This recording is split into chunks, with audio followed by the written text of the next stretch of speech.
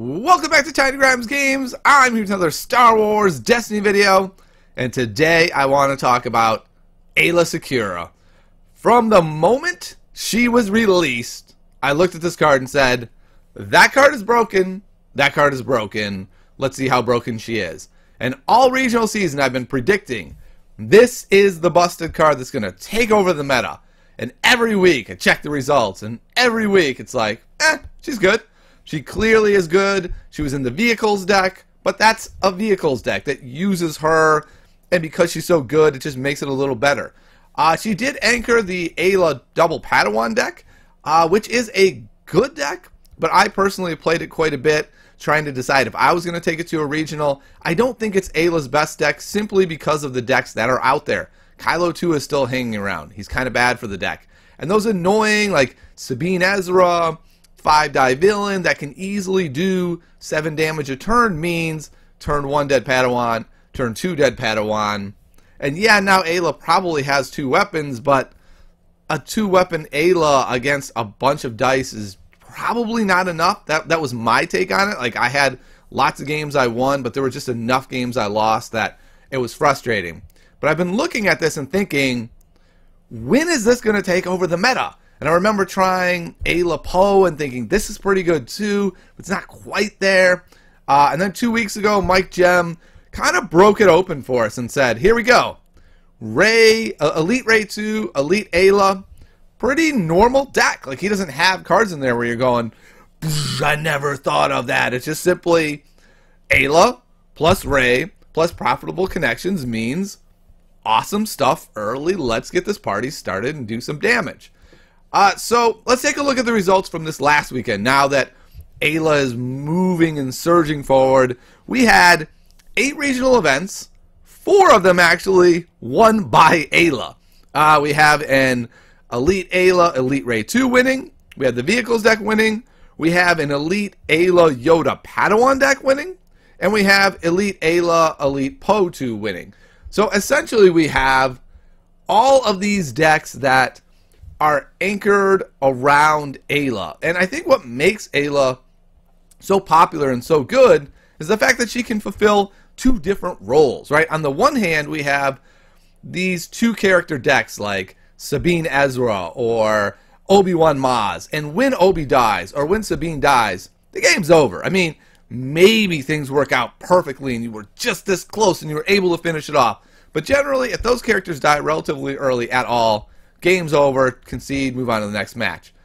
With Aayla in the mix, you still get 18 points. That's a lot of points. You could play some pretty darn good characters, and then when that character dies, you still have Aayla hanging around. Okay. The other part of that is instead of going all the way to 18, you can have a really good character at 15. You can have a Poe, you can have a Rey, you put Aayla with it, you put profitable connections. You're starting with 2 good characters and $3.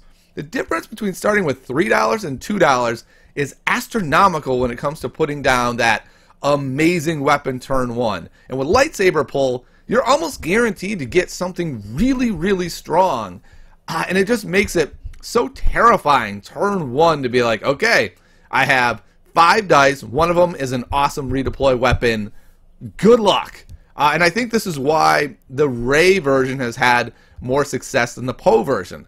I personally was all in on the Poe version for a little while, and that was the exact problem I had. It's like, what 3-cost weapon do you want because it's mixed damage types? And now, like, let's say you take an heirloom and then you move it over to Poe. That's still pretty awesome, but something like a Rey's lightsaber or a regular lightsaber is substantially worse on Poe because he's not melee damage. And so then you end up doing all these things where you're like, all right, I'll move that over when she dies, and then I'll overwrite it with a lipo, and that'll be awesome.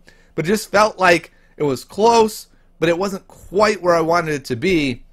So I think with Rey Aayla having the same damage type, you're really able to just use that 3 damage right from the start with the really good redeploy weapons, and it's a huge, huge advantage. And then you have her, so those are the 2-character decks, but because she's so cheap, she can be elite in any deck. So you can throw other characters in there. So you have like the vehicles deck, which is just a great deck, and now you have this 10 health elite character hanging around, bolstering it. mixing Elite, Aayla, Yoda, Padawan. I haven't actually taken a look at this deck yet.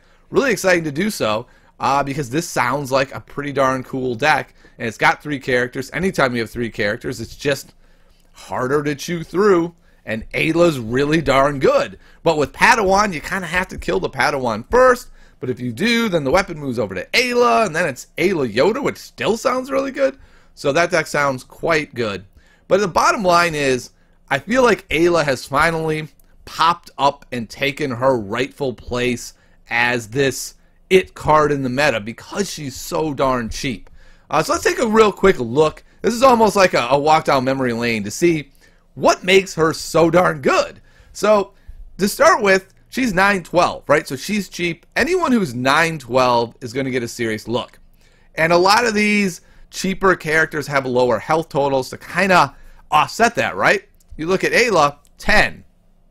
Okay, 10 health for 912. We're already in business. Her sides are really good at 1 melee, 2 melee, and then the 2 indirect, a resource. This is really good for stuff like Ancient, for Shoto, anything with a plus side. You have 2 base melee damage sides on her. None of her sides cost money. She has 3 damage sides. And then the special is borderline ridiculous, right? Where you're just like, I'll turn your awesome die to a blank, and I'll make my awesome die 3 damage. Your turn. Like, that is utterly brutal. And when you combo it with things like, say, Yoda, or with Poe, or even just using 3PO to do this. Like, there's so many ways to trigger this that it becomes really powerful. And it's just scary having it on the board, right? Like, even if it's on the resource side, but you have Yoda special showing or Poe special showing, your opponent knows, like, yeah, I want to re-roll here, but I'm just going to get my die turned. Or especially if you do something slick, like trying to turn a die to do something, Aayla has the ability, the threat to come in and fix this. And this is all for that low cost of 912.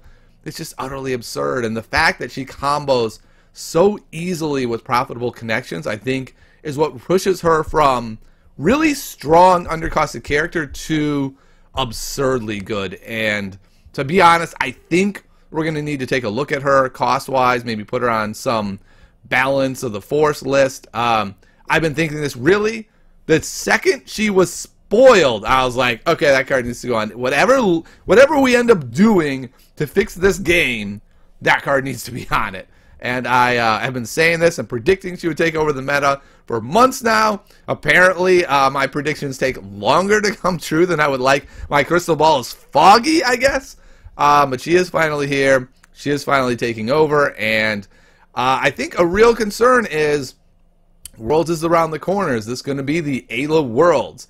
And my next video, I am going to take a close look at this, at what does the Worlds meta look like, take a look at what the results have been, especially the newer results, and figure out, are there some things we need to hit in this meta? Should we leave it alone? What should we do with the meta? That'll be the next video. But if you like the video, like and subscribe. I have a 10K YouTube subscribers giveaway coming around the corner as soon as we get there.